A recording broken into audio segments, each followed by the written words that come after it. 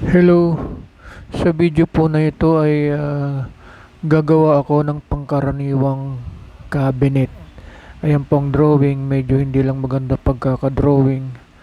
Yan, kung alagayan ng kung ano-ano lang. Ayan, ang pinakataas po niyan ay 75 inches kasama na po yung paa. Ayan. Tapos ang haba naman ay 36 inches. Tapos ang pinakakapal po niya ay 13 inches lang po. Manipis lang po ito. Lagayin lang po ng mga kung ano-ano. Tapos ang pinakapatungan po niya ay 6 kasama na po yung sahig. Ang gagamitin ko po dyan ay 1x1 tubular at lalagyan ng cladding. Yan yung bandang taas naman po ay lalagyan po yan ng sliding na salamin.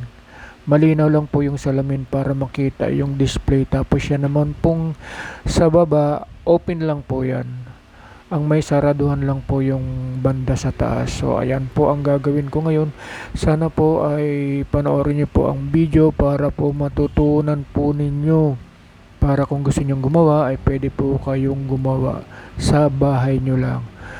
O sige po, yan po ang gagawin kong cabinet. So umpisa na po natin. So ayan, pinutol ko na po ang 1x1. Yan po yung pinaka-poste. So apat po yan. Yan po yung 75 inches. Apat na piraso po yan. Apat na poste. Pinutol ko na po. Hindi ko na po pinakita kasi matagal, naglalagari lang po ako. So naka-ready na. Ayan, yung susunod naman ay ang inuna ko pala ay yung pinakataas. Ayan, kanto mesa ginawa ko. Yung pinakataas, yan po yung haba, yung 36 inches. Yan po yung uunahin ko.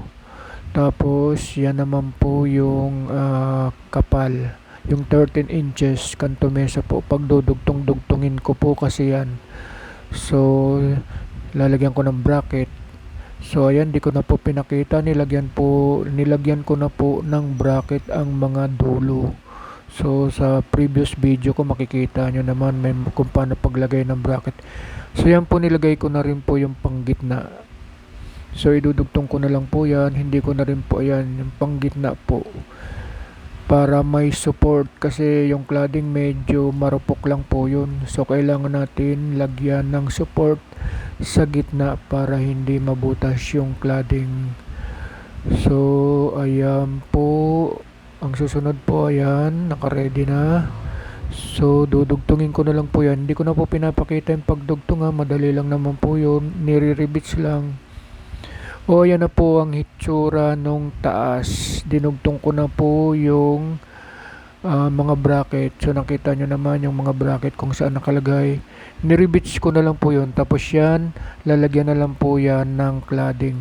Ganyan po ang magiging hitsura ng mga patungan. So yan lang po muna sa ngayon kasi medyo mahaba ang video. Yung part 2 abangan nyo na lang po. So yung mga hindi pa po nakaka-subscribe, sana mag-subscribe na po kayo sa aking channel at marami po kayong matututunan dito. So hanggang dito na lang, maraming salamat, bye bye.